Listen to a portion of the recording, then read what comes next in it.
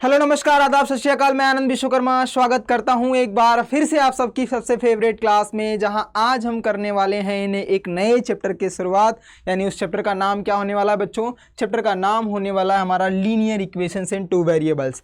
As promise, जैसा मैंने आपसे प्रॉमिस किया था बेटा कि हम लोग पूरी तरीके से डिटेल में एक सीरीज चलाने वाले हैं, एक सफ़र पर चल रहे हैं जिस सफ़र का नाम क्या है अगर आपको पता है। अगर आप नए बच्चे हो तो बेटा इन बच्चों से पूछ लो कि हमारे इस सफ़र का नाम, जो बेहतरीन बहुत ही अच्छे तरीके से सोच कर रखा गया है, यानी हमारी हौसलों का ये सफ़र है। इस हौसलों के सफ़र में हमने 2 पड़ाव ख़त्म कर लिया है।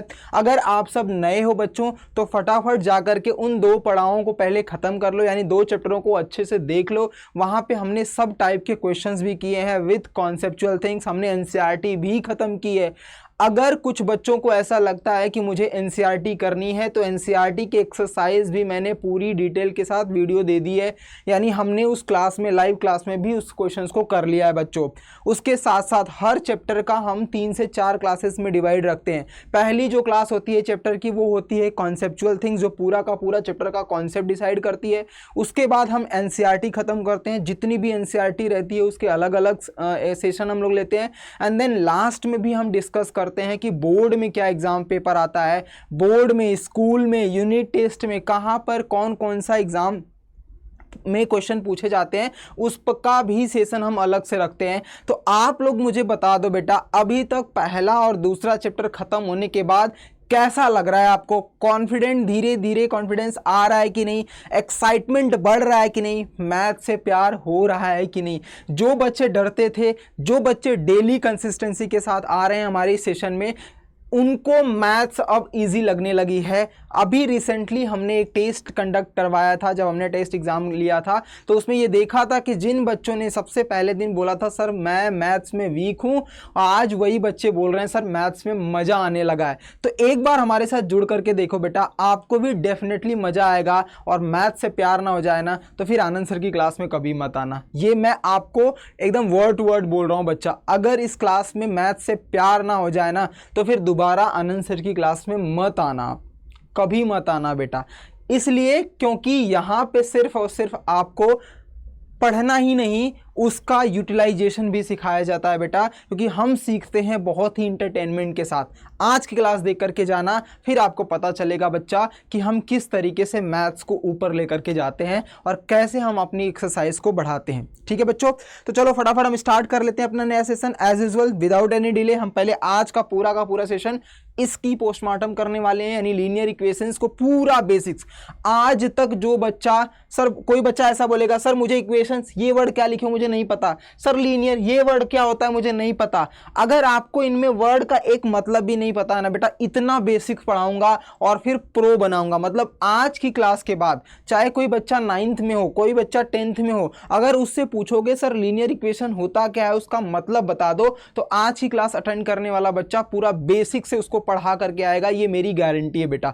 बेसिक टू एडवांस 10th में इसके बाद का कोई कॉन्सेप्ट नहीं बचेगा, पूरा इतना रगड़ करके आज की क्लास में आपको पढ़ा दूंगा, यानी बेसिक से, कि आपका बेसिक बहुत मजबूत हो जाएगा। तो पेन एंड पेपर के साथ नोट हो जाना, रेडी हो जाना बेटा, क्योंकि मैंने आपको बताया था कि फर्स्ट पेज हमारा समरी रहता है और समरी वाला क्लास यहीं से हमें मिलता है, जिसका रिविजन्स में हमें हेल्प मिलता है बच्चों। ठीक है, तो चलिए देखते हैं कि आज हमारा सेशन होने वाला क्या है, उस पर बात करते हैं बच्चों हम।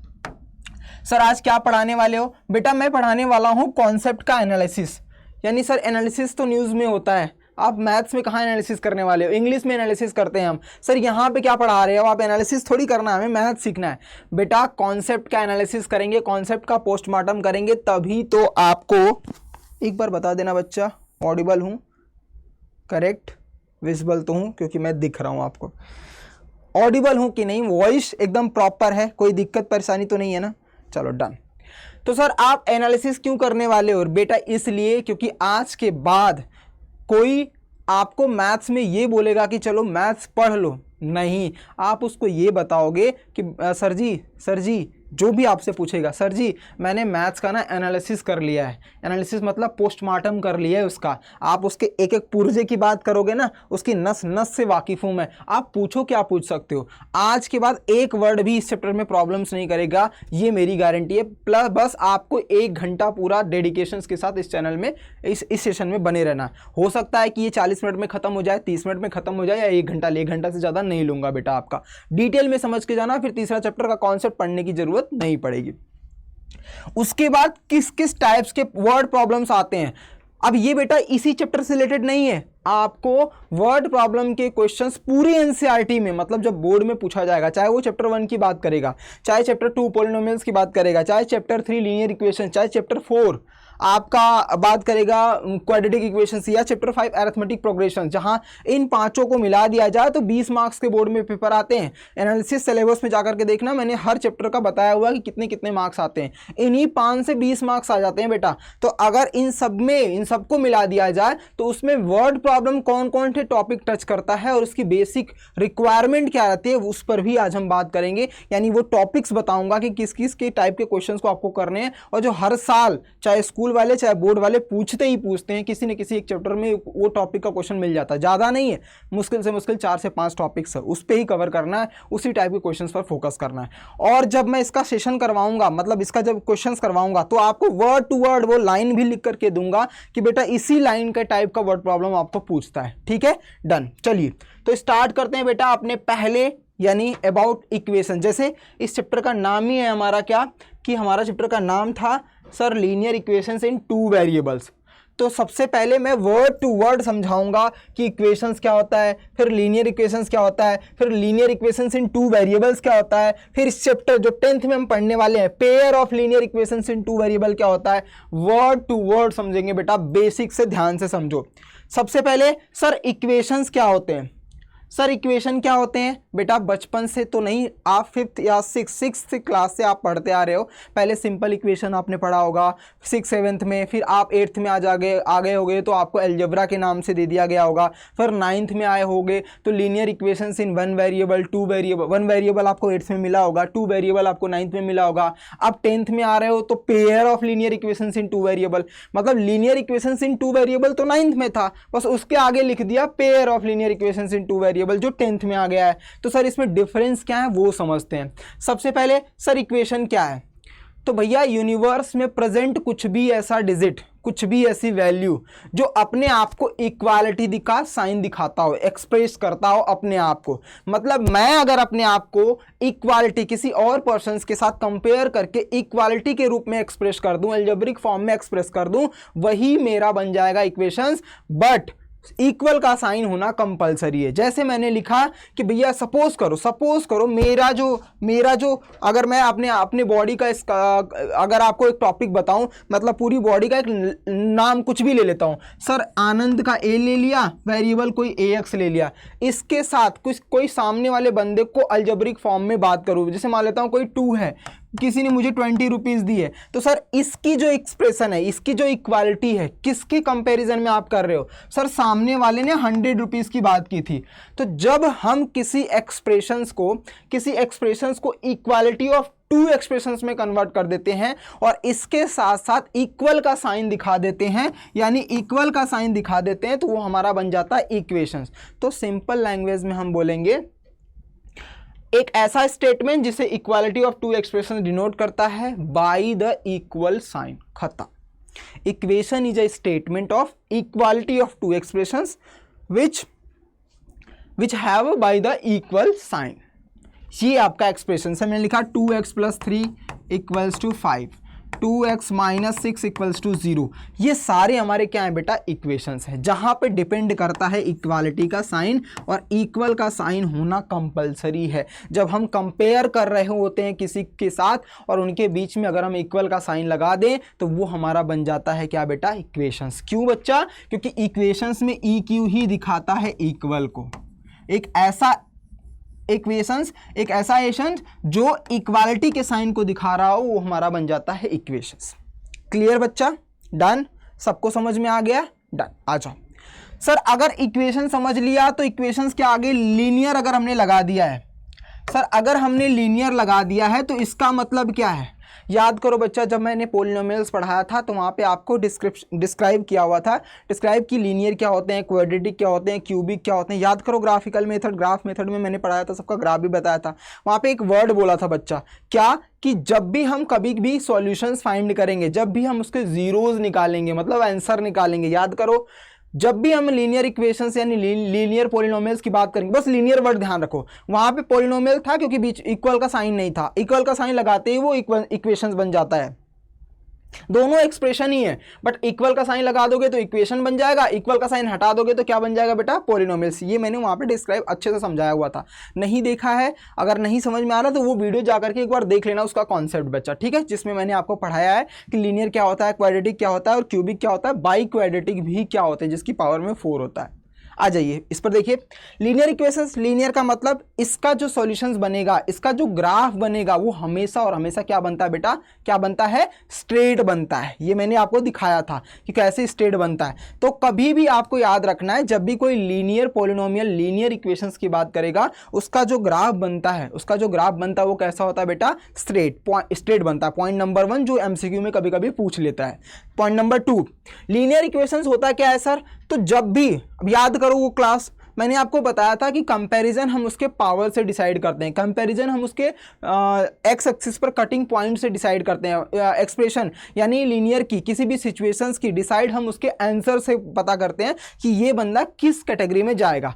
तो जब लीनियर की बात करते हैं तो इसमें एक थंबनेल आता है, एक वर्ड आता है। जैसे मैं बात करूं कि सर अगर हमने इसका स्टैंडर्ड फॉर्म लिया ax प्लस बी, ये जो स्टैंडर्ड फॉर्म है, इसमें सर जो वो x है ना, जो वेरिएबल है, उसी की पावर डिसाइड करेगी कि ये लीनियर बनेगा, कि ये क्वाड्रेटिक बनेगा, कि ये क्यूबिक बनेगा, कि ये बाई क्वाड्रेटिक बनेगा। तो सर जब हमने देखा तो इसकी सबसे मैक्सिमम हाईएस्ट पावर, किसी भी वेरिएबल की हाईएस्ट पावर अगर 1 होती है तो सर वो लीनियर बन जाता है। तो यानी अगर लीनियर इक्वेशंस बोला जाए तो कोई भी वेरिएबल, जैसे मैंने लिखा 2y + 4 = 0, मैंने लिखा 2z - 3 = 0, पहली कंडीशन कि उसकी जो पावर होगी, कोई भी वेरिएबल रखो, मैंने लिखा 4y = 0 या y = 10 या y = z, कुछ भी ऐसा वर्ड, या 5 ऐसा ले लिया हमने, यानी कोई भी ऐसी वैल्यू जो रिप्रेजेंट करती है किसको? उसकी पावर को 1 के रूप में, वो क्या बन जाएगी बेटा? लीनियर। तो लीनियर इक्वेशंस का स्टैंडर्ड फॉर्म हो जाएगा ax + b = 0, ये हमारा हो जाता है लीनियर इक्वेशंस। समझ में आया? इक्वेशन समझा, लीनियर समझा। इक्वेशन में याद रखना है equality of 2 expressions. Linear equations में क्या याद रखना है बच्चा? लीनियर में याद रखना है कि इसकी हाईएस्ट पावर 1 होगी, और 1 होते ही उसका स्टैंडर्ड फॉर्म हो जाएगा ax + b = 0। अब बोलोगे सर क्या एक ही वेरिएबल होगा? नहीं बच्चा, मैंने बस लीनियर इक्वेशन को समझाया है। आप बोलोगे सर क्या x + y = 2 नहीं हमारा इक्वेशन लीनियर इक्वेशन है बच्चा? भले ही इसमें 2 वेरिएबल्स हो, लेकिन उसकी सबसे बड़ी पावर तो 1 ही है ना। मतलब किसी भी इक्वेशंस की अगर सबसे बड़ी पावर 1 होती है, चाहे वो 3 वेरिएबल्स हो, 4 वेरिएबल्स हो, डजंट मैटर, उसको हम लीनियर इक्वेशन ही बोलेंगे। अब आगे मैं पढ़ाऊंगा कि कैटेगरी में डिवाइड कर देंगे, 1 आएगा तो 1 वेरिएबल, 2 आएगा तो 2 वेरिएबल, 3 आएगा तो 3 वेरिएबल्स, ऐसे हम पढ़ते चले जाते हैं। लीनियर इक्वेशंस क्या होता है, ये 2 पॉइंट्स मैंने आपको समझा दिया है। आई होप आपको अच्छे से क्लियर हो गए होंगे। आइए नेक्स्ट, उसके बाद बात करते हैं बेटा लीनियर इक्वेशंस इन 1 वेरिएबल। अब जैसे ही देखो बेटा, ध्यान रखना एक चीज, जो मैथ्स होती है ना, वो कोई रट्टाफिकेशन नहीं है, वो कोई ऐसी भी चीज़ नहीं है कि एक बार जादू मंत्र किया और आपको समझ में आ गया। बेटा जिस समय पढ़ोगे वो तुम्हें समझ में आएंगी, लेकिन जैसे इसको बंद किया ना, वो उसी में बंद होकर के चली जाती हैं। तो एक लॉजिकल चीज़ें होती हैं। मैं भी चाहता तो मैं आपको डायरेक्टली 10th से स्टार्ट करता हूँ, 10th को, क्योंकि मैं आपको 10th में हूँ बच्चा, तो मैं आपको वही पढ़ाता जो आपकी बुक में है। लेकिन मैं चाहता हूँ कि मैथ्स सिर्फ आप समझो नहीं, मैथ्स का सिर्फ कोटा पूरा नहीं करना है बच्चा। मैं चाहता हूँ कि एक बार पढ़ लो तो फिर दोबारा पढ़ने की ज़रूरत ना पड़े। और वो कैसे होगा? जैसे बचपन में याद करो बच्चा, जब कोई आपको बोलता है कि साइकिल चलाओ, जैसे घर वाले आपको बोलते हैं फर्स्ट याद करो, साइकिल अगर सीख रहे हो चलाना तो पहले दिन चलाते चलाते गिर जाते हो, तो कोई तो सपोर्ट करता है, कोई तो घर वाले, पापा जी या भैया जी या दीदी, कोई भी सिस्टर्स ब्रदर जो भी होते हैं, जो या आसपास वाले, वो पकड़ते हैं कि आजा भाई मैं पीछे से पकड़ रहा हूँ तू चला, आजा बहन तू पीछे चला मैं पीछे से पकड़ रहा हूँ। इसका मतलब थोड़ा बहुत सपोर्ट देता है। तो जब भी हम क्लास को यानी किसी उसी तरीके से जब भी हम किसी सब्जेक्ट्स को पढ़ते हैं ना, किसी चैप्टर को पढ़ते हैं, तो पहले उसके बेसिक स्टैंडर्ड को समझना पड़ता है, word to word line to line समझना पड़ता है। इसीलिए मैं आपको लाइन टू लाइन समझा रहा हूं। एक बार समझ लिया ना, तो जैसे आप साइकिल से तुरंत मोटरसाइकिल में स्विच कर जाते हो और किसी को पता भी नहीं चलता, वैसे ही इस क्वेश्चन से तुरंत स्विच कर जाओगे एडवांस लेवल क्वेश्चन में, और आपको पता भी नहीं चलेगा कि कितनी तेजी से हमने खत्म किया है। तो हो सकता है कि आज की क्लास थोड़ी सी आपको बोरिंग लगे उन बच्चों को जो पहले ही पढ़ चुके हैं, लेकिन बच्चा मुझे उन बच्चों को पे भी ध्यान देना है जो बच्चे आज पहली क्लास अटेंड कर रहे हैं। तो ध्यान से समझो। अब सर आपने linear equations in two linear equations तो समझा दिया, इस वन वेरिएबल का क्या ख्याल है? अब नाम से ही पता चल रहा है, वन वेरिएबल का मतलब ऐसा इक्वेशन जिसमें एक वेरिएबल हो। अब देखो धीरे धीरे पॉइंट आपको समझ में जल्दी आना स्टार्ट हो जाएंगे। लीनियर इक्वेशन समझ लिया, हाँ सर जी, जिसमें एक हाईएस्ट पावर यानी किसी भी वेरिएबल की हाईएस्ट पावर 1 होगी, very good. Sir one variable बोल दिया, इसका मतलब उसमें केवल और केवल एक वेरिएबल होना चाहिए। तो सर इसका स्टैंडर्ड फॉर्म क्या बन जाएगा? सर इसका स्टैंडर्ड फॉर्म बन जाएगा, स्टैंडर्ड फॉर्म बन जाएगा आपका ax plus b equals to 0, जिसमें हाईएस्ट पावर क्या हो जाएंगी आपकी 1 और एक ही वेरिएबल है। तो सर a और b क्या है? a और b आपके नंबर्स हैं बेटा, रियल नंबर्स। लिखना पड़ेगा where a and b belongs to real number. Real number क्या होते हैं बेटा? याद करो, रेशनल नंबर भी हो सकते हैं, इरेशनल नंबर भी हो सकते हैं, कोई भी रूट वेट कुछ भी नंबर्स में आता है, बट a कभी भी 0 नहीं हो सकता। सर ऐसा क्यों बात कर रहे हो आप?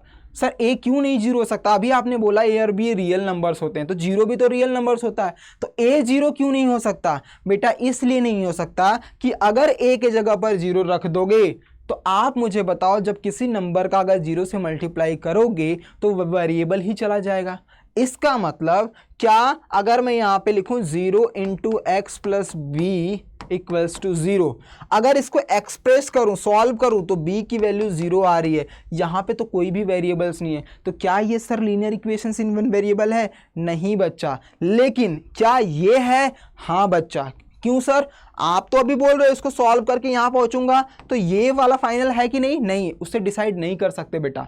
हमारा कहने का मतलब है कि जब भी हम किसी नंबर्स को, किसी इक्वेशंस को स्टैंडर्ड फॉर्म को कंपैरिजन के हिसाब से देखें, अगर वो स्टैंडर्ड के फाइनल आंसर की बात कर रहा हूं, स्टैंडर्ड फॉर्म के कंपैरिजन में दोनों एकदम सेम जैसे दिख जाए, मतलब समझ जाना वो हमारा क्या हो जाएगा बेटा? वो हमारा हो जाएगा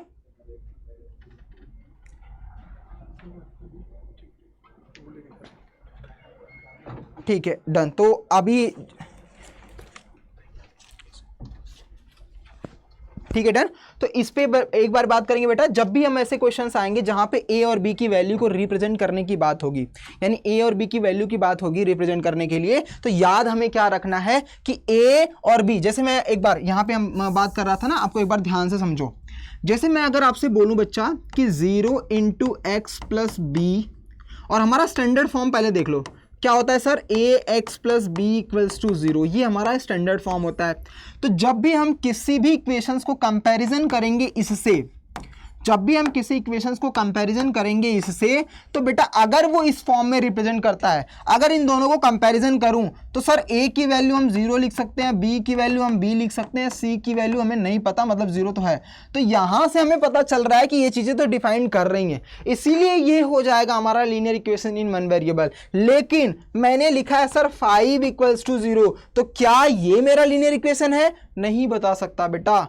तो हम उस कंडीशंस को सेटिस्फाइड करने के लिए हमारे पास कोई एक वेरिएबल होना चाहिए जिसकी पावर में 1 होना चाहिए। इसीलिए रूल कहता है कि जब भी इस स्टैंडर्ड फॉर्म को सेटिस्फाइड करोगे, आपको a और b को रियल नंबर, मतलब a और b के पास कोई भी रूट में, डेसिमल में, रेशनल नंबर में, इंटीजर्स में कुछ भी नंबर डालो, उसको सेटिस्फाइड कर देगा। लेकिन a कभी भी 0 नहीं होना चाहिए, b 0 हो सकता है बच्चा।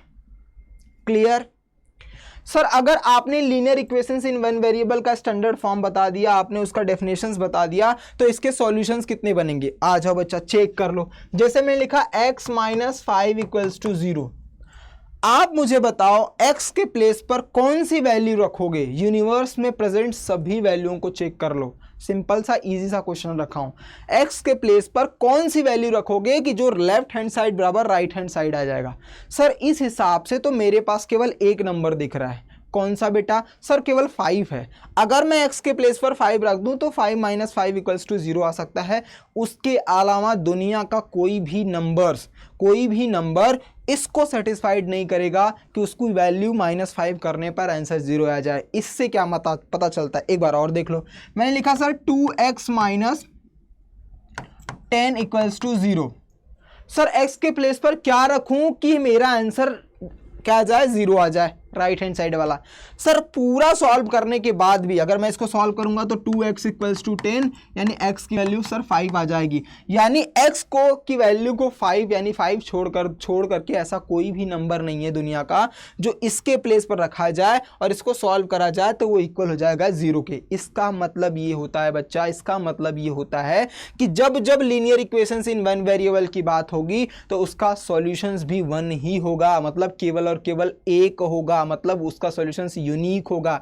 जैसे आप यूनिक हो अपने आप पूरे दुनिया में, सिर्फ आपके अलावा आपके जैसा कोई नहीं है, वैसे ही linear equations in one variable का भी दुनिया में कोई नहीं है बच्चा। ये भी इसका सॉल्यूशंस भी केवल और केवल एक होता है। इसीलिए जब जब क्वेश्चंस में पूछा जाए कि आप मुझे बताओ linear equations in one variable का सॉल्यूशंस क्या होता है, तो यूनिक होता है, ओनली 1 होता है। ओनली 1 का मतलब 1 ये वाला नहीं, ओनली 1 का मतलब कुछ भी आ सकता है लेकिन केवल एक ही होगा। तो इसका डेफिनेशंस 2 पॉइंट पे रखेंगे। पहला कि इसका यूनिक बनता है सॉल्यूशंस और इसका स्टैंडर्ड फॉर्म ये होता है। Is that clear everyone? Done? आ जाओ आगे पढ़ते हैं बच्चा। Linear equations in 2 variable. Linear equations हो गया इन 2 वेरिएबल, तो सर इसका क्या मतलब है? बस कुछ नहीं बच्चा, ax प्लस बी था, यहाँ पे ax plus b y plus c equals to 0 कर दो। जैसे ax plus b equals to 0 था, ये था लीनियर इक्वेशंस इन 1 वेरिएबल। यहाँ पे एक वेरिएबल डिसाइड कर रहा था, सर यहाँ पे मैंने 2 वेरिएबल लगा दिए। क्यों सर ऐसा क्यों कर दिया? अपने मन से क्यों कर दिया? मैंने नहीं किया बेटा, इसमें लिखा था 2 वेरिएबल, इसीलिए मैंने 2 वेरिएबल ले लिया। तो सर ए बी सी भी तो वेरिएबल नहीं बच्चा, अभी बढ़ाया था। क्या है ये तीनों के तीनों? ये तीनों के तीनों है बच्चा, ये तीनों के तीनों हैं a, b, c जो हैं ये आपके रियल नंबर्स हैं बेटा। क्या हैं? रियल नंबर्स हैं, जहाँ a और b कभी भी 0 नहीं हो सकते। बट दोनों साथ में 0 नहीं हो सकते, याद रखना। ये दोनों साथ में मतलब एक साथ कभी भी a और b की वैल्यू 0 नहीं हो सकती, ना ही रिप्रेजेंट। अगर क्वेश्चन में लिखा है लीनियर इक्वेशंस इन 2 वेरिएबल, जैसे मैं एक एग्जांपल देकर समझाता हूं। मैं आपको लिख रहा हूं, इधर लिख रहा हूं 2x इक्वल्स टू 5, इधर लिख रहा हूं 3x minus y equals to 10। इसको इक्वेशन 1, इसको इक्वेशन 2 लिख रहा हूं बेटा। तो आप मुझे बताओ ये क्या क्वेश्चन सही है या गलत? अभी आप देखोगे sir according to the rule, हमारे रूल के अकॉर्डिंगली सर ये तो लीनियर इक्वेशंस इन 1 वेरिएबल हो रहा है, सर ये लीनियर इक्वेशंस इन 2 वेरिएबल हो रहा है। बट इसको अगर मैं लिखना चाहूँ बच्चा, इसको अगर हम लिखना चाहूँ तो 2x प्लस 0y नहीं लिख सकता हूँ? आप मुझे बताओ बेटा, 2x प्लस 0y नहीं लिख सकता हूँ? लिख सकता हूँ ना बच्चा? लिख सकता हूँ ना, क्योंकि 0 की वैल्यू जब मल्टीप्लाई करेंगे तो आंसर 0 आ जाएगा और वेरिएबल वहाँ से चला जाएगा। इसका मतलब क्या है कि इन दोनों में से कोई एक बार में 0 हो सकता है, लेकिन दोनों के दोनों साथ में कभी भी 0 नहीं हो सकते। ये तब हेल्प करेगी बच्चा आपका जब आप क्लास में क्वेश्चन सॉल्व कर रहे होगे, तब आपको दिखेगा कि इसका मतलब एक बार 0 हो सकता है। कभी कभी क्वेश्चन में ऐसे दिए जाते हैं तो आप उसको 0y मान लो, 0x मान लो, कुछ भी मान लो। इसका मतलब यहाँ पे हमें समझने वाली बात ये थी कि a b c जो होता है वो रियल नंबर्स होते हैं, मतलब कुछ भी वैल्यू हो सकती है। a b कभी भी 0 साथ में नहीं हो सकते, a b दोनों अलग अलग हो सकते हैं। कभी x 0 हो सकता है, कभी y 0 हो सकता है, बट वो लीनियर इक्वेशंस इन 2 वेरिएबल माना जाएगा अगर हम सॉल्व करेंगे तो। ठीक है बच्चा, क्लियर? डन? अब बता दो सर, हमने स्टैंडर्ड फॉर्म तो समझ लिया, इसके सॉल्यूशंस कितने होंगे? बेटा रख करके देखो। मैं एक सिंपल लेता हूं, x माइनस वाई की वैल्यू मुझे 10 लानी है। अगर मुझे x माइनस वाई की वैल्यू 10 लानी है, मैं x और y में क्या डिफरेंस रखूं कि 10 आ जाए? सर सबसे इजी है 10 माइनस 0। क्यों भैया? 20 माइनस 10 नहीं हो सकता। क्यों सर 50 माइनस 40 नहीं हो सकता? क्यों सर 100 माइनस 90 भी हो सकता है? ऐसे तो कितने भी क्वेश्चन मैं मान सकता हूं। इसका मतलब लीनियर इक्वेशंस अगर वन वेरिएबल की बात होगी तो उसका सॉल्यूशंस यूनिक बनता है, सिंगल बनता है, केवल एक बनता है। लेकिन जब linear equations in two variable की बात की जाएगी बच्चा, तो उसका सॉल्यूशंस इनफाइनाइट बनता है। क्या बनता है बच्चा? इनफाइनाइट, यानी इसका सॉल्यूशंस बनेगा इनफाइनाइट। मोस्ट इंपॉर्टेंट है बच्चा, ध्यान रखना एक एक मार्क्स के लिए, यहीं से कॉन्सेप्ट क्लियर होते हैं। डन। प्रॉपर नोट्स बनाते रहना, एक बार बना लिया फिर दोबारा बनाने की जरूरत नहीं होगी। समझ में आ गया पूरा structure? Linear equations in two variable समझ में आ गया? Done, clear. यहां तक तो था पूरा बेसिक। अब हम चलते हैं 10th की क्लास में, इंटर करते हैं, और इंटर करते ही पहला वर्ड आ जाता है सर पेयर ऑफ। यहां तक तो अभी हमने पढ़ लिया। सर पेयर ऑफ का मतलब क्या होता है? पेयर का मतलब आपसे बेहतर कौन समझ पाएगा बेटा? आपसे बेहतर कौन समझ पाएगा? पेयर का मतलब होता है कपल। देखो तो कितनी प्यारी प्यारी स्माइल आ गई बच्चा। पेयर का मतलब होता है कपल, मतलब जोड़ा। जैसे अगर मैं को पार्टनर जिसको बोलते हैं, आ जाओ आ जाओ आ जाओ, आपकी खुशियां वापस आ जाएंगी। बच्चा इधर देखो, ध्यान से इधर देखो, ध्यान से देखो। Pair of linear equations in two variable. Sir यहां तक तो समझ में आया कि linear equations in two variable मतलब मैंने लिख दिया ax plus b y plus c equals to 0। Sir एक तो समझ में आ गया। सर पेयर का मतलब क्या? तो भैया पेयर का मतलब अगर एक बंदा है तो दूसरा बंदा भी तो चाहिए। एक बंदा है तो दूसरा बंदा तो चाहिए ना।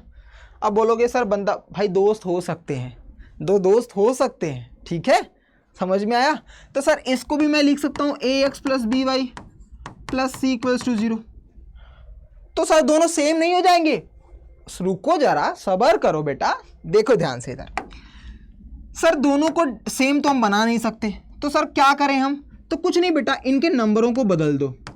a1 b1 c1 a2 b2 c2। मतलब नंबरों मतलब इनके रियल नंबरों को बदल दो। कभी कभी सेम एकाक हो सकते हैं, हमेशा हर नहीं। यानी a1 b1 c1 a2 b2 c2, अगर ये कंडीशन सेटिस्फाइड होता है तो यही बन जाता है आपका pair of linear equations in two variable. अब सॉल्यूशंस तो वही बनेंगे बेटा इनफाइनाइट, क्योंकि मैंने आपको दिखा दिया है। लेकिन याद रखना बच्चा, जब पेयर में बात हो जाएगी तो इसके भी कंडीशंस हो जाएंगे, इनके भी सॉल्यूशंस निकालने के स्टेप हो जाएंगे। अब इस इनफाइनाइट नहीं बनेगा, अब कंडीशन इनफाइनाइट नहीं जाएगा, उसके भी कुछ रूल्स एंड स्टेप आ जाएंगे। लेकिन सिर्फ इतने की बात की जाएगी जब, तो इसके सॉल्यूशन इनफाइनाइट बनते हैं, लेकिन पेयर ऑफ के बन सकते हैं, बनेंगे ये कंफर्मेशन नहीं है। वो सिचुएशंस के हिसाब से आपको सॉल्यूशंस डिसाइड करने होंगे। वो सिचुएशंस कब आएगी सर? अभी आएगी बच्चा। क्लियर? समझा इतना? आ जाओगे बेटा। सर यहाँ पे इसको डिस्क्राइब कर दो। वही बेटा a1 a2 b1 b2 ये कभी भी इक्वल नहीं होने चाहिए 0 के। c1 c2 हो सकते हैं बच्चा, लेकिन ये भी याद रखना है कि दोनों साथ में नहीं हो सकते। ठीक है, दोनों साथ में नहीं हो सकते, जैसा कि मैंने आपको समझाया था। आ जाते हैं हम अपने मेथड को सॉल्व करने पर, जो हमारी जर्नी स्टार्ट होती है। तो बेटा मेथड जो होता है ना वो दो होता है, एक अलजेब्रिक मेथड, एक होता है ग्राफिकल मेथड। सर इन दोनों में डिफरेंस क्या होता है? बेटा अलजेब्रिक का मतलब होता है जब हम कोई न्यूमेरिकल किसी इक्वेशंस को बना करके सॉल्व करते हैं, मतलब फाइनली हम बोलें तो उसका आंसर निकालते हैं। जब हमारे पास कोई मैथमेटिकल ऑपरेटर के साथ वेरिएबल कांस्टेंट को जोड़ दिया जाता है, यही होता है ना अलजेब्रिक एक्सप्रेशंस, कि जब हम वेरिएबल कांस्टेंट एंड एक्सपोनेंट को मैथमेटिकल ऑपरेटर के साथ ऐड कर देते हैं तो वो हमारा अलजेब्रिक एक्सप्रेशन बन जाता है। मतलब सिंपल सा है कि हम गणित की भाषा में लिख दें वर्ड, हिंदी इंग्लिश की भाषा में नहीं, पूरा डिटेल में नहीं, नंबरों की भाषा में में, नंबरों की लैंग्वेज में जब हम लिख देते हैं और उससे कुछ आंसर फाइंड कर लेते हैं तो हमारा अलजेब्रिक मेथड हो जाता है। तो सर इसमें कौन कौन सा मेथड होता है? सर सब्स्टिट्यूशन मेथड होता है, एलिमिनेशन होता है और क्रॉस होता है। तो बेटा ये क्रॉस वाले को क्रॉस कर दो क्योंकि ये आपकी सिलेबस में नहीं है, फिर भी मैं आपको समझा दूंगा थोड़े बहुत के लिए, सो दैट आपको पता होना चाहिए कि किसके बारे में बात हो रही है। 1-on-1 सेशन में ध्यान से देखते चलना, फटाफट सभी के आंसर समझ में आ जाएंगे बेटा। सब्स्टिट्यूशंस आपने 9th में किया होगा, नहीं किया कोई बात नहीं, यहाँ पे समझा दूंगा। एलिमिनेशन मुझे सबसे बेस्ट लगता है, आपका भी सबसे पसंदीदा और सबसे बेस्ट बना दूंगा। मत जाना लिखने पर, उसकी डेफिनेशंस पर, उसके स्टेप्स पर, मैं तुम्हें एक ऐसा रामबाण बताऊंगा कि एक ही बाण से सारे क्वेश्चन सॉल्व हो जाएंगे, गारंटेड है। बने रहना सेशन में, बने रहना, देखना बेटा। उसके बाद ग्राफिकल मेथड याद करो, पॉलिनोमियल के चैप्टर में मैंने आपको लीनियर, क्वाड्रेटिक इन सब का ग्राफ प्रॉपर बना करके दिखाया था और समझाया था कि कैसे होता है। उसी तरीके से यहाँ पर भी हम ग्राफिकल मेथड को ध्यान से डिटेल में सीखने वाले हैं। तो आइए आगे चलते हैं, पहले इस पर फोकस करेंगे क्योंकि इसको कंप्लीट कर लेंगे तो ये तो ऐसे खत्म हो जाएगा बच्चा। ठीक है, डन, समझ में आया? दो मेथड होते हैं, अलजेब्रिक मेथड और कौन सा होता है बेटा? Graphical method. अलजेब्रिक में ये सारे स्टेप्स हम फॉलो करते हैं। अब एक बात बताओ बच्चा, अभी मैंने एक चीज बताई, जब हम अलजेब्रिक मेथड को सॉल्व करते हैं तो हमारा मेन मोटिव होता है कि आंसर फाइंड करना। हाँ जी सर, यानी हमारा मेन मोटिव होता है सर, इन सबको मिला दूं अगर तो सर हमारा मेन मोटिव होता है कि आंसर को फाइंड करना, यानी कुछ ना कुछ हमें आंसर निकालना होता है। अगर आंसर निकालना होता है सर तो उसकी भी कुछ कैटेगरीज होगी। अगर मुझे आंसर मिल गया, लेट सपोज मैंने लिखा ax + by, नहीं ऐसे लिखते, कोई दूसरा नंबर लिखते हैं, मैंने कहा 2x + 3y = 11 और 3x - 2y = 12, इक्वेशन 1 और इक्वेशंस 2, ऐसा कुछ भी हमने लिखा है। इसको सॉल्व किया और मुझे आंसर मिल गया, तो आंसर मिलते ही उसका नाम हो जाता है कंसिस्टेंट सिस्टम। क्या बन जाता बेटा? कंसिस्टेंट। इसीलिए कहते हैं बेटा कि जब अपनी लाइफ में कंसिस्टेंसी को फॉलो करोगे तो दुनिया का ऐसा कोई भी काम नहीं है जिसको आप प्राप्त ना कर सको। और इनकंसिस्टेंट बंदा कभी भी सॉल्यूशंस यानी रेजोल्यूशंस यानी अपने ड्रीम्स तक नहीं पहुंच पाता है। ये मैथ्स की भाषा भी हमें सिखाती है, ये मैथ्स की टर्मिनोलॉजी भी हमें सिखाती है कि लाइफ में अगर कुछ अचीव करना है तो उसमें हमें कंसिस्टेंट बनना पड़ेगा। अगर आप 1 घंटा पढ़ते हो और अल्टरनेट डे पे पढ़ते हो, मत 1 घंटा पढ़ो, आप आधा घंटा पढ़ो, लेकिन रोज पढ़ो। कोई काम कर रहे हो, 10 दिनों के बाद कर रहे हो, उस काम का टाइम पीरियड खत्म कर दो, भले तुम 2 मिनट करो लेकिन डेली करो। इससे क्या होगा? तुम्हारे अंदर कंसिस्टेंसी आएगी। कंसिस्टेंट बनते ही तुम्हारा सब काम धीरे धीरे एकदम अच्छे से स्मूथ तरीके से होने लगेगा। ये मैथ्स भी हमें समझा रही है बेटा। कैसे? सर इसको जब मैंने सॉल्व किया तो मेरे पास कुछ एक्स और वाई की वैल्यू आ गई, सपोज कर लो कुछ भी, जो भी आपको मानना है, एक्स और वाई की वैल्यू हमें मिल गई है। तो जब भी किसी इक्वेशंस को सॉल्व करके एक्स और वाई की फाइनल सॉल्यूशंस पर अगर हमें पहुंच जाएंगे और हमें आंसर मिल गया, चाहे वो तुम्हें एक सॉल्यूशन मिले, चाहे 2 मिले, चाहे इनफाइनाइट मिले, बस सॉल्यूशंस मिलना चाहिए। ध्यान रहे बेटा, मेरे वर्ड पे ध्यान रहे, क्योंकि इन्हीं वर्ड का खेल आगे है। जब मैं ग्राफिकल मेथड में समझाऊंगा ना तो इन्हीं वर्ड पे बात होगी। क्या मैंने वर्ड बात की? एक सॉल्यूशंस, जिसको क्या बोलते हैं? यूनिक सॉल्यूशंस, ये अलग सेपरेट बन जाएगा। दूसरा इनफाइनाइट सॉल्यूशंस, इनफाइनाइट मतलब बहुत सारे आंसर आ जाएंगे आपके पास, इसका दूसरा कैटेगरी बन जाएगा। या आपके पास कोई आंसर नहीं, मतलब 0 आंसर बना, इसकी भी कैटेगरी बन जाएगी। मतलब ग्राफिकल को 3 पार्ट में डिवाइड कर दिया जाएगा। यहीं से वो गया हुआ है, यहीं से दिखाना पड़ता है हमें। इन भाई साहब से पूछा, भैया तुम सॉल्व हो जाओगे? इसने बोला हाँ सर मैं हो जाऊंगा, लेकिन मेरा आंसर 1 आएगा। कोई बात नहीं, कोई बात नहीं, तुम कहाँ आ जाओगे? तुम इस ग्रुप में आ जाओ जिसका नाम क्या है? कंसिस्टेंट। फिर मैंने पूछा, भैया तुम सॉल्व हो जाओगे? हाँ मैं हो जाऊंगा, लेकिन एक सॉल्यूशंस नहीं, मैं इनफाइनाइट मिलूंगा। मतलब जितना तुम निकालोगे उतना तुम्हें आंसर देता रहूंगा। आंसर तो मिलोगे ना बच्चा, आंसर तो आएगा ना। आंसर आएगा तो तुम्हें यहां जाना है, इसका दरवाजा खटखटाना है, जिसका नाम क्या है? कंसिस्टेंट। तो आज के बाद कंसिस्टेंट बोला जाए आपको तो ये नहीं समझना है कि लगातार लगना है, इसका मतलब ये है कि मुझे आंसर मिल जाएगा, यानी जो भी इक्वेशन दी जाएगी उसका आंसर मुझे मिल जाएगा। तो आज से क्वेश्चन जब पूछा जाए उसके आगे लिखा वर्ड आए कंसिस्टेंट, तो उससे पूछना, किसी से पूछोगे तो यही बोलेगा कंसिस्टेंट का मतलब होता है रेगुलर फॉर्मेट में, ऐसा जो इंग्लिश का हिंदी रूपांतरण कर देगा। ऐसा नहीं है बेटा, कंसिस्टेंट का मतलब होता है कि मुझे एक मैथ्स की टर्मिनोलॉजी में, मैथ्स की भाषा में बोला जाता है कि कंसिस्टेंट का मतलब मुझे रिजल्ट मिल गया है, मुझे आंसर मिल गया है। इनकंसिस्टेंट का मतलब मुझे आंसर नहीं मिला है, जिसका होता है नो सॉल्यूशंस, मतलब एक भी आंसर इसका नहीं निकाल सकते। ऐसे होते हैं कुछ नंबर जिसका आंसर हम नहीं निकाल सकते बेटा, नहीं निकाल सकते, तो उसको हम डालते हैं इनकंसिस्टेंट में। और ये कब बनता है इसका भी मैं ग्राफ मेथड से समझाऊंगा। दोनों का मतलब समझ लिया। आई होप आज के बाद कंसिस्टेंट और इनकंसिस्टेंट में कभी भी प्रॉब्लम्स नहीं आएंगी। आइए अब आता है बेटा 1 by 1 सब्स्टिट्यूशन मेथड क्या होता है, 1 by 1 ये सारी चीज़ें क्या होती हैं उस पर बात डिस्कस कर लेते हैं कि यहाँ से भी तो क्वेश्चन सॉल्व करना पड़ेगा ना। आज पूरा का पूरा कॉन्सेप्ट बेस्ड होने वाला है बच्चा। आज के बाद फिर एक्सरसाइज करवाऊंगा, उसके बाद बोर्ड लेवल क्वेश्चंस, तो बने रहना। क्वेश्चन बहुत इंपॉर्टेंट चीज़ें एग्जाम्पल की हेल्प से सिखा रहा हूँ मैं आपको। चलो देखो बच्चा, अब बात आती है सब्स्टिट्यूशन मेथड की। सर सब्स्टिट्यूशन मेथड क्या होता है? सिंपल सा बच्चा, देखो मैंने लिया एक word x minus y equals to 5। अभी मैं छोटा छोटा ले रहा हूँ बच्चा, फिर मैं क्वेश्चन ये कहीं पर भी यूटिलाइज करना आपको समझ में आ जाएगा। मैं छोटा इसलिए ले रहा हूँ ताकि आप समझ जाओ। मैंने लिखा 2x minus 3y equals to या प्लस 3y इक्वल्स टू 11। ध्यान से समझना, जब भी ऐसा कोई दो इक्वेशंस आपके पास दिया जाए और उसको सब्स्टिट्यूशन मेथड से सॉल्व किया, सब्स्टिट्यूशन का मतलब ही होता है दो पार्ट में डिवाइड कर दो, दो से किसी एक बंदे को सब्स्टिट्यूट कर दो। मतलब जैसे मैं बोलूं, आपने बहुत सुना होगा, क्रिकेट अगर कोई खेलता होगा या देखता होगा तो उसको पता होगा कि ये सब्स्टिट्यूट फील्डर है, मतलब किसी के स्थान पे आया है कुछ क्षणिक भर के लिए, कुछ पल भर के लिए आया है, फिर चला जाएगा। ऐसा देखते हो ना। अगर क्रिकेट कोई नहीं देखता है तो कोई बात नहीं बच्चा, जैसे आप चेस खेलते हो या कुछ ऐसा कुछ भी ऐसा सीरियल देखते हो या कुछ भी, बहुत जगहों पे बोला जाता है कि इसे सब्स्टिट्यूट कर दिया गया। सब्स्टिट्यूट कर दिया मतलब इसके स्थान पे किसी और को लाया गया है, फिर से जब वो बंदा आएगा तो ये चला जाएगा। यही मतलब होता है सब्स्टिट्यूट। मतलब क्या कि जब आपके पास दो इक्वेशंस दो वेरिएबल में होते हैं तो किसी एक वेरिएबल से दोस्ती कर लो, उसे अपने घर में बुला लो और खिला पिला करके बढ़िया से उसकी कुटाई करके फिर उसको वापस उस पोजीशन पे पहुंचा दो। ये तो रहा मजाक, जोक। सिंपल सा समझो, जब किसी इक्वेशंस मतलब किसी एक, जैसे दो बंदे हैं, एक आप एक बड़े भाई, अब बड़े भाई को घर से भगाना है तो आप क्या करोगे? भैया एक काम करो, जाओ क्रिकेट खेलाओ। ये बंदा गया क्रिकेट खेलने, तब तक ले आपने उधम मचाया और भाई वापस आ गया तो फिर से माहौल शांत। वैसे ही इस कंडीशंस में भी होता है, क्योंकि जब तक दो बंदे साथ में रहेंगे तब तक सॉल्यूशंस तो मिलेगा नहीं।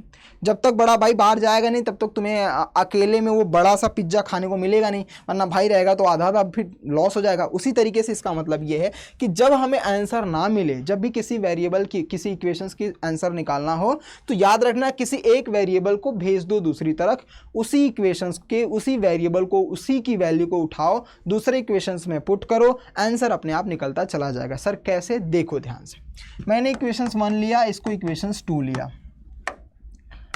सर इसकी वैल्यू की यानी x minus y equals to 5 है, तो इसमें किसी एक वेरिएबल को, अब आपके ऊपर डिपेंड है, चाहे x को ले लो चाहे y को ले लो।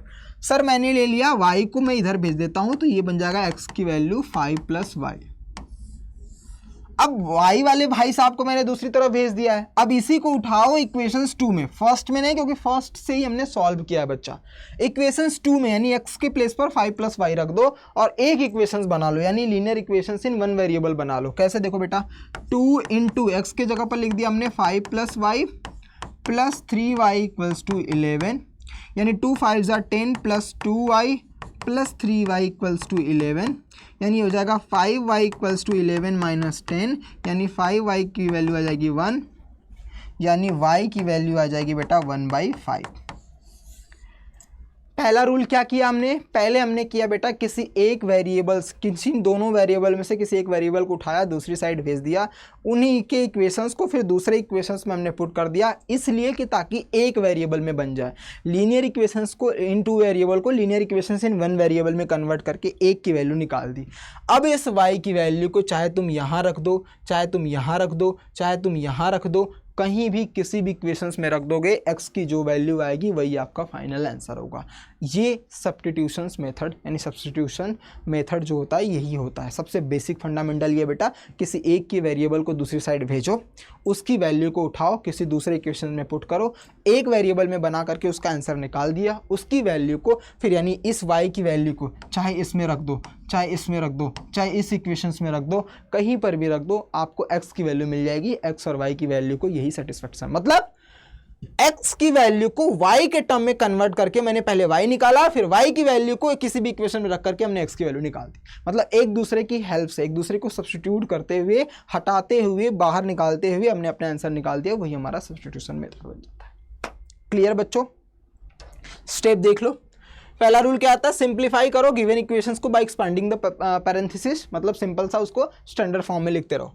Solve one of the equations for either x और वाई, मतलब सिंपल सा है, किसी एक वेरिएबल्स को ट्रांसफर कर दो किसी दूसरी साइड में और उसको उठाओ, उसको क्या करो, सब्स्टिट्यूट कर दो स्टेप 2 को, यानी इसको सब्स्टिट्यूट कर दो इन द अदर इक्वेशंस में। यानी आपको क्या करना है, उसके एक्स और वाई को जो आपने ट्रांसफर किया है उसको उठाओ, दूसरे इक्वेशन में उसकी वैल्यू को के प्लेस पर वो सब्स्टिट्यूट कर दो, मतलब वहां पर रख दो। उसके बाद now solve the new equations in one, जो आपको वन वेरिएबल में मिल गया है उसको सॉल्व करो और फिर फाइनली जो भी इक्वेशंस का सॉल्यूशंस आया था उसको उसमें पुट कर दो, किसी भी ऊपर के दो इक्वेशंस में आपका फाइनल आंसर आ जाएगा। ये आपका सब्स्टिट्यूशन मेथड कहलाता है। क्लियर बच्चों? डन। चलिए आगे चलते हैं हम। नेक्स्ट होता है एलिमिनेशन मेथड। सबसे बेसिक और कैसा भी क्वेश्चंस आ जाए सुनना ध्यान से, मैं लिख रहा हूं 3x minus 5y 12 2x plus 6y equals to 120। ये छोटा लिखा है, बड़ा वाला भी लिख लो 156x plus 232y equals to 1132 और 99x plus 192y equals to 576। इससे भी बड़ा कुछ आएगा तो मतलब जब ऐसे बड़े बड़े क्वेश्चन दिए जाएंगे और आपको कुछ नहीं बोला है तो एलिमिनेशन मेथड को सॉल्व करना। सर ऐसा कैसे सॉल्व होगा, इतने बड़े बड़े को कैसे शॉर्टकट करेंगे? कुछ मत घबराना बच्चा, एक चीज़ से दोस्ती कर लेना, किसी एक वेरिएबल से। और मुझे पता है कि मेरे प्यारे प्यारे बच्चे कौन से वेरिएबल को पसंद करेंगे और क्यों करेंगे। सर जी मैं तो एक्स को करूँगा। क्यों सर? क्योंकि एक्स तो सबका फेवरेट होता है। समझ गए? आ जाओ देखो, बहुत बड़े समझदार हो बच्चों। एक्स वेरिएबल जो है, एक्स ध्यान से समझना, एक्स और वाई किसी एक वेरिएबल्स को, तुम्हारे ऊपर फर्क नहीं पड़ना चाहिए बच्चा, इसके ऊपर फर्क पड़ना चाहिए। यहां देखो एक्स और वाई, एक्स और वाई, एक्स और वाई में से किसी एक वेरिएबल को पकड़ो, उससे दोस्ती करो, उन्हीं के कोफिशिएंट को, उन्हीं के नंबर को अदला बदली करके पूरे इक्वेशन में मल्टीप्लाई कर दो। क्या बोला सर आपने? मैंने बोला कि किसी एक वेरिएबल को पकड़ो, उसके पहले जो नंबर लिखा हुआ है उस नंबर को अदला बदली करके पूरे इक्वेशंस में मल्टीप्लाई कर दो। सर कैसे? देखो बेटा, जब इसकी बात करूंगा, सपोज करो मुझे एक्स लेना है, तो एक्स के कोफिशिएंट क्या है बेटा? 3 और 2। कभी कभी कोफिशिएंट नहीं दिया जाएगा तो 1 कंसीडर कर लेना। ठीक है बच्चा, इतना तो बेसिक आपको पता है। इन भाई साहब से बोलना भैया तू चला जा इसके घर में, इनसे बोलना तू चला जा इसके घर में। अब इसके घर में इतने सारे लोग रहते हैं तो सबके साथ मल्टीप्लाई कर दो।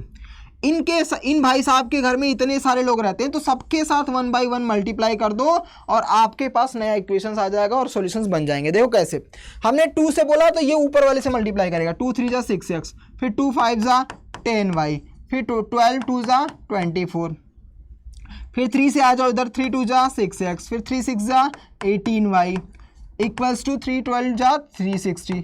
अब देख रहे हो बेटा, अगर मैं इसको सब्ट्रैक्ट कर दूं, माइनस माइनस माइनस कर दूं, तो ये तो पूरा का कैंसिल हो जाएगा, मुझे एक ही वेरिएबल मिल जाएगा। सिंपल सा बताऊं, लीनियर इक्वेशंस इन 2 वेरिएबल को अगर सॉल्व करना है ना, तो तुम्हारा पहला प्रोसेस होना चाहिए कि लीनियर इक्वेशंस 2 वेरिएबल को लीनियर इक्वेशंस इन 1 वेरिएबल्स कैसे बनाया जाए। अगर सब्स्टिट्यूशन कहता है तो याद रखना कैसे करना है, और अगर कुछ नहीं कहता है या एलिमिनेशन कहता है तो एलिमिनेशंस को ही फॉलो करो। किसी एक वेरिएबल को इक्वल, इसको हम बोलते हैं इक्वल बनाओ, इक्वल बना करके उसको घर से भगा दो तो फिर तुम्हारा ही राज रहेगा, तो वहां से एक की वैल्यू निकल जाएगी। वैल्यू को उठाओ, फिर इसमें रखो, इसमें रखो, इसमें रखो, इसमें रखो, किसी भी इक्वेशन में रख दो, तुम्हारा आंसर मिल जाएगा। इसको सॉल्व किया तो सर -8y की वैल्यू, इसको सॉल्व किया तो -336 आ जाएंगे। माइनस माइनस से गया, 8 4 जा, y की वैल्यू आ जाएगी 8 4 जा 2 जा, y की वैल्यू 42 आ गई। अब इस y की वैल्यू को तुम्हारा मन करे इसमें रखो, तुम्हारा मन करे इसको रखो, तुम्हारा मन करे इसमें रखो, तुम्हारा मन इसको रखो। यानी किसी भी एक इक्वेशन की वैल्यू, किसी भी एक वेरिएबल की वैल्यू अगर आ गई, उसके तुम्हारे पास जितने भी वेरिएबल्स उस क्वेश्चन के रिगार्डिंग है, किसी भी इक्वेशंस में रख दो उस वेरिएबल की वैल्यू, तुम्हारे पास दूसरे वेरिएबल की वैल्यू आ जाएगी और जैसे ही आई उसी का फाइनल आंसर हो जाएगा। बच्चा समझ में आया? एलिमिनेशन सबसे सस्ता, सुंदर, टिकाऊ है कि अदला बदली करो, घर की लंका भेदी डावे वाला कॉन्सेप्ट है ना, घर का भेदी, घर की लंका भेदी डावे नहीं, घर का भेदी लंका डावे, मतलब घर के अंदर वाला ही बंदा लंका मतलब अपना मकान ढा देता है ना, मतलब जला देता है, वैसे ही इनमें ही फूट कर दो, इनमें ही बोल दो भैया तुम आपस में ही लड़के काम खत्म कर लो अपना, मुझे तो बस एक बंदे से मतलब, एक बंदा मेरे पास बच जाए, बाकी तुम निकल जाओ, क्योंकि दुश्मनी तो हमें इन्हीं वैल्यू से रहती है, एक्स वाले वेरिएबल से। तो दुश्मनी निभाओ, इनको बोलो कि तुम आपस में लड़ाई करके तुम निकल जाओ यहाँ से पतली गली से, मेरे पास एक वेरिएबल आ जाएगा, दूसरी की वैल्यू को उठा करके फिर रख दूंगा तो तुम्हारी वैल्यू आ जाएगी। यही होता है बेटा elimination method. Done, clear, okay बच्चों, चलो आगे आ जाओ। अब आ जाता है बेटा ग्राफिकल मेथड। अब मैंने पूरा आपको अलजेब्रिक मेथड पढ़ा दिया है, ग्राफिकल मेथड समझो। ग्राफिकल मेथड्स पढ़ने से पहले कुछ कुछ टर्मिनोलॉजी हमें समझनी पड़ेगी। पहला इंटरसेक्टिंग लाइन, याद करो 7th 8th में आपने पढ़ा होगा इंटरसेक्टिंग लाइन क्या होती है। अभी हम क्या पढ़ रहे हैं बेटा, linear equations, pair of linear equations in 2 variable. मैंने स्टार्टिंग में क्या बताया था, लीनियर इक्वेशंस का जो हमेशा ग्राफ बनता है वो स्ट्रेट बनता है। स्ट्रेट मतलब सीधा बनता है, एक लाइन आती है, वही तो होता है स्ट्रेट। ठीक है सर, तो सर जब अब मैं पढ़ रहा हूँ आपको ग्राफिकल मेथड में पढ़ा रहा हूँ, तो इसमें एक वर्ड आया इंटरसेक्टिंग लाइन। इसमें भी जो भी ग्राफ बनेगा वो एक लाइन के ऊपर ही बनाया जाएगा, मतलब जो भी कार्टेशियन प्लेन होगा उसमें तो लाइन से ही हम खेलेंगे। क्यों सर, क्योंकि लीनियर इक्वेशंस पढ़ रहे हैं तो उसमें लाइन ही आनी चाहिए। ऐसा तो नहीं सर पैराबोला आ जाएगा, ऐसा तो नहीं सर वो कट करेगा 2-3 प्लेस पर, नहीं बेटा, वो कट करे या ना करे लेकिन उसकी जो ग्राफ बनेगी वो स्ट्रेट लाइन ही बने। अब वो एक आए स्ट्रेट लाइन, 2 आए, उससे फर्क नहीं पड़ेगा, उसके क्वेश्चन के अकॉर्डिंगली हम लोग चेंज करेंगे। सर इंटरसेक्टिंग लाइन, तो भैया इंटरसेक्टिंग लाइन तभी बन पाएगी जब हमारे पास 2 इक्वेशंस होंगे। सर ऐसा क्यों बोल रहे हो, क्योंकि बेटा नाम ही है pair of linear equations in 2 variable, मतलब 2 इक्वेशंस तो रहेंगे। अब 2 इक्वेशंस हैं तो दोनों के 2 लाइनें बनेंगी, 2 स्ट्रेट बनेंगे। अब ध्यान रखना इन्हीं 2 लाइनों का खेल है और पूरा का पूरा ग्राफिकल मेथड खत्म। जब मैं इन दोनों लाइनों को बोल दूंगा भैया तुम एक दूसरे को क्रॉस चले जाओ, अगर एक दूसरे को क्रॉस चले जाएंगे तो इसका मतलब है, आप मुझे बताओ बेटा, अगर तुम्हारे पास 2 ऐसे बड़े बड़े रॉड हैं, आपको बोला जाए कि क्रॉस कर दो, तो क्रॉस जब करोगे तो कितने पॉइंट पर मैक्सिमम आप उसको टच करा सकते हो, कितने पॉइंट पर। एक मतलब सिंपल सा बात है कि अगर दोनों, जैसे ये दोनों आपके पास हैं, आपने इसको बस क्रॉस कराया तो सिर्फ एक ही पॉइंट पर कट करेगा, इसका मतलब एक ही पॉइंट पर इंटरसेक्ट करेगा। इसका मतलब जब जब इंटरसेक्टिंग लाइंस की बात की जाएगी, दिमाग में ये बता दो कि ये जो लाइंस होंगी ये एक दूसरे को बस एक बार कट करेंगी, और जैसे ही एक बार कट करेंगी तो इसका सॉल्यूशंस भी एक ही बनेगा। एक बनेगा तो इसका मतलब इसका सॉल्यूशंस बनेगा यूनिक। क्या बनेगा बेटा, यूनिक। तो 2 बातें आई कि यहां से जो सॉल्यूशंस बनेगा 1 सॉल्यूशन। क्यों सर, क्योंकि बेटा ये एक पोजीशंस पे कट करता है, इसका 1 पॉइंट आता है, तो सॉल्यूशंस भी एक होगा जिसका नाम होता है यूनिक सॉल्यूशन। आया बात समझ में बेटा। इंटरसेक्टिंग लाइन जब वर्ड आएगा तो मतलब समझ जाना इसका एक सिंगल सा सॉल्यूशंस बनेगा, इसका मतलब है कि एक दूसरे को ये एक पॉइंट पे कट करेंगे। ठीक है बच्चा, डन, क्लियर, समझा इतना। अरे समझा कि नहीं बच्चा, इंटरसेक्टिंग मतलब एक पॉइंट पे कट करना। आगे आ जाओ सर, कौन साइड कब करेगा। अब इन्हीं दोनों रॉड को देखो बेटा, अगर मैं आपसे बोलूं कि इन दोनों रॉड को आपस में एक दूसरे को ऐसे खड़ा कर दो, दोनों मतलब दोनों को एक सीध में, मतलब सपोज करो, मैं आपको कैसे दिखाऊं, ये देखो, सपोज करो मेरे पास एक पेन है और ये दोनों रॉड हैं। अब मैं इनको इधर दिखाऊं, इसके पीछे छुपा दूं, तो क्या मुझे बताओगे आप, दिख रहा है आपको कितनी मैंने लिया है, तो आप बोलोगे सर एक ही तो दिख रहा है, एक ही आंसर। इसका मतलब क्या होता है कि लाइन तो 2 हैं हमारे पास, लाइन तो 2 हैं, लेकिन जब वो एक दूसरे के ऊपर आ जाती हैं तो उसका मतलब क्या है। अब मैं इसको घुमा दूं तो आप बोलोगे सर कितनी जगह पे टच कर रहा है, सर बहुत जगहों पर, यहाँ भी टच कर रहा है, यहाँ से लेकर के पूरा का पूरा ऊपर से नीचे तक वो टच करता ही आ रहा है। इसका मतलब क्या है सर, टच करने का मतलब कट कर रहा है, कट करने का मतलब जितनी बार कट करेगा वही उतनी बार उसका सॉल्यूशंस बनेगा। तो सर इससे पता चल रहा है कि सर कौन साइड जब भी आएगा तब भी इनफाइनाइट सॉल्यूशंस बनेंगे। स्टार्टिंग चीज़ों याद करो बेटा, स्टार्टिंग मैंने क्या क्या बताया था कि यूनिक सॉल्यूशंस आता है, इनफाइनाइट आता है, बताया था ना। अब उसी को ग्राफिकल में नाम क्या बोलते हैं वो समझो बेटा। जब यूनिक सॉल्यूशंस बनता है तो उसको इंटरसेक्टिंग लाइन बोलते हैं, यानी 1 सॉल्यूशन, यानी एक जगह पे कट करना। जब वो एक दूसरे के ऊपर कॉन्साइड कर लेंगे, कॉन्साइड मतलब एक दूसरे के ऊपर आ जाते हैं, जब दिखेंगे नहीं, जहां पे मैक्सिमम बार कट करेंगे, यानी उसका सॉल्यूशंस इनफाइनाइट बनेगा। यानी इसका यहां से कॉन्साइड का मतलब बनता है कि इनफाइनाइट सॉल्यूशंस हमें मिलने वाले हैं। आई बात समझ में? इस तरीके से देख लो बेटा। अब इसके दो देखो, दो कलर में दिख रही है ना आपको, एक रेड में भी है, एक हल्का ग्रीन या इसका जो भी कलर दिख रहा है आपको। यानी इसका मतलब है कि दो लाइनें जब एक दूसरे को कॉन्साइड करती हैं तो इनफाइनाइट सॉल्यूशंस बनते हैं। तो अब ग्राफिकल मेथड में जब आपको पूछा जाएगा कॉन्साइड मतलब इनफाइनाइट मतलब कॉन्साइड, कॉन्साइड मतलब इनफाइनाइट, यूनिक मतलब या वन मतलब इंटरसेक्टिंग, या इंटरसेक्टिंग का मतलब यूनिक सॉल्यूशन या वन सेक्शन। ठीक है बेटा, आगे आ जाओ। उसके बाद आता है ग्राफिकल मेथड जिसको हम पैरेलल लाइन बोलते हैं। तो बेटा पैरेलल लाइन ये देख रहे हो। अब इन दो रॉड को, मतलब अगर इन दो रॉड को अगर मैं बात करूं आपको बच्चा, इन दो रॉड को बस खड़े किए रहो आप, क्या ये एक दूसरे के साथ कभी भी कट कर सकते हैं, कभी भी एक दूसरे की तरफ आ सकते हैं, कभी भी एक दूसरे को टच कर पाएंगे? सिंपल सा खड़े कर दो, या फिर इनको आगे बढ़ाओ या नीचे बढ़ाओ, आगे बढ़ाओ या नीचे बढ़ाओ, आगे बढ़ाओ या नीचे बढ़ाओ, कभी कट कर पाएंगे, कभी छू पाएंगे एक दूसरे को? सर नहीं, क्योंकि ये दोनों तो दूरी पे खड़े हैं, तो कैसे छुएंगे एक दूसरे को? हाँ तो बताइए बच्चा, यही है कि जब छुएंगे ही नहीं, एक दूसरे को कट करेंगे ही नहीं, तो सॉल्यूशन मिलेगा ही नहीं, है ना भाई? क्योंकि रूल कहता है कि जब एक दूसरे को छुएंगे, जब एक दूसरे को कट करेंगे तभी तो आंसर निकलेगा। तो जब एक दूसरे को कट करेंगे ही नहीं तो आंसर कहाँ से निकलेगा बेटा? इसका मतलब है जब पैरेलल बनेंगे तो कोई सॉल्यूशन नहीं मिलने वाला। इसका मतलब है linear equations in two variable में जब कोई सॉल्यूशन नहीं मिलता है तो इसका मतलब है वो लाइनें पैरेलल जाएंगी। पैरेलल मतलब सीधी सीधी जाएंगी, दोनों लाइनें सीधी जाएंगी, यानी यहां पर बनता है बेटा नो सॉल्यूशन। अरे हाँ या ना, सच सच बताओ, क्या इंटरसेक्टिंग कॉन्साइड और पैरेलल लाइन का डिफरेंस क्लियर हो गया? क्या तुम्हें पता चल गया कि यूनिक और इनफाइनाइट और नो सॉल्यूशंस कब बनता है? क्लियर हो गया, दिमाग में फिट हो गया, समझ में आ गया, भूलोगे तो नहीं बेटा।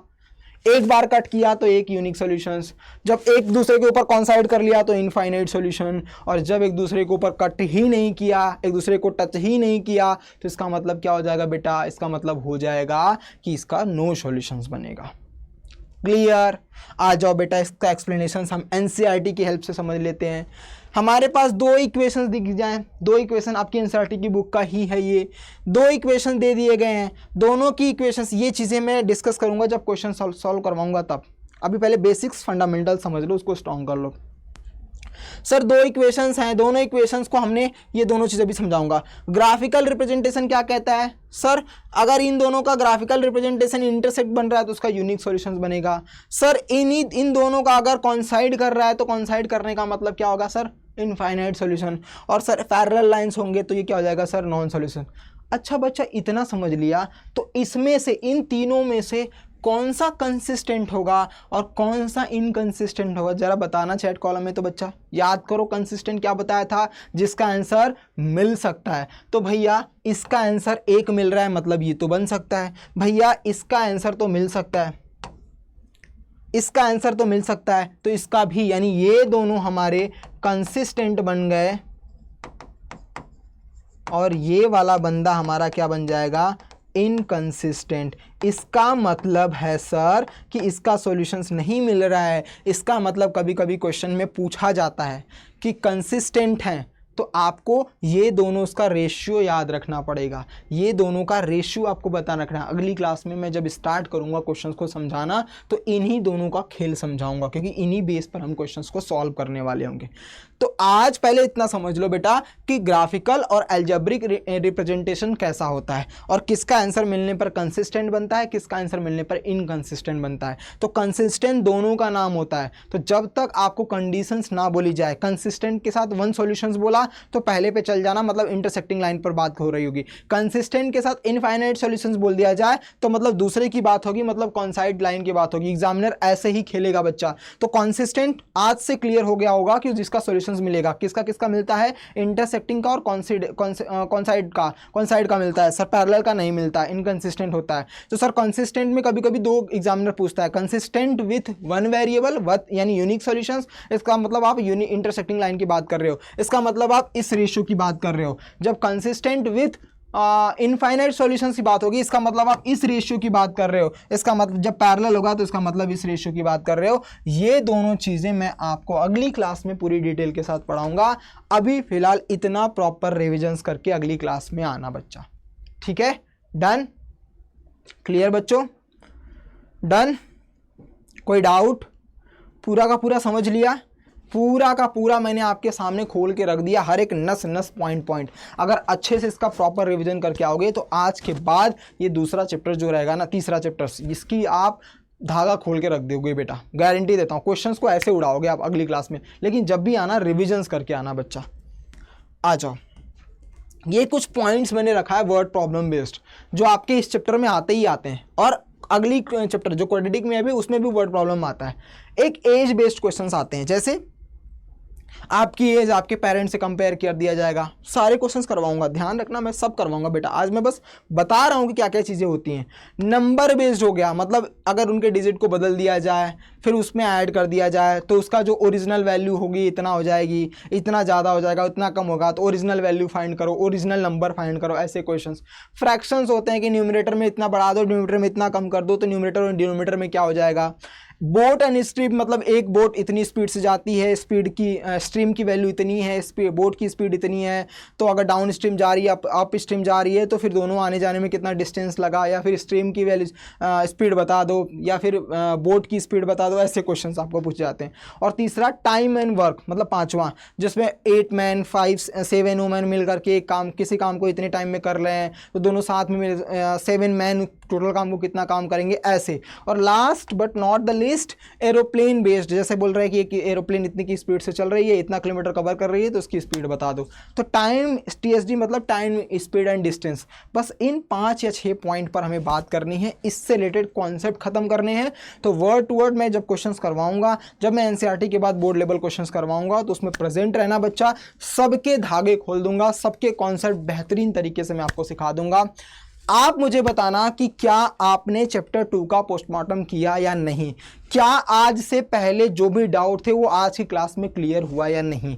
क्लियर नहीं हुआ तो आप बता देना, सर ये पॉइंट फिर से बता देना, मैं फिर से लेकर के आऊँगा बेटा, क्योंकि मेरे लिए, मेरे बच्चों को समझ में आए ये इंपॉर्टेंट है। ये नहीं इंपॉर्टेंट है कि उस क्लास को मैं कितनी बार आपको पढ़ा रहा हूँ, मुझे फ़र्क नहीं पड़ता। अगर आप एक बार नहीं 10 बार बोलोगे, मैं 10 बार उसकी क्लास लेकर के आऊँगा, क्योंकि मेरे लिए आप इंपॉर्टेंट हो, मेरे लिए आपसे बढ़कर कुछ नहीं है बच्चा। ये कंटेंट तो कितनी बार भी मैं पढ़ा सकता हूँ, बट आपको जब तक कॉन्फिडेंट ना आए, आपको जब तक इस पर बिलीव ना आए, आप जब तक खुद पर इस पर कमांड ना बना लो, तब तक हम दोनों मिल करके रगड़ते रहेंगे बेटा। डन? तो चैट कॉलम में बता देना बच्चा। अगर आप इस चैनल पर नए हो तो सब्सक्राइब कर लेना, नोटिफिकेशन ऑन कर लेना, क्योंकि बहुत बेहतरीन क्लासेस होती हैं बच्चा। मिलते हैं नेक्स्ट क्लास में। Bye bye, take care, God bless you, all the best, have a nice day. पढ़ते रहिए और आगे बढ़ते रहिए बच्चा। Bye bye, take care, God bless you बच्चों।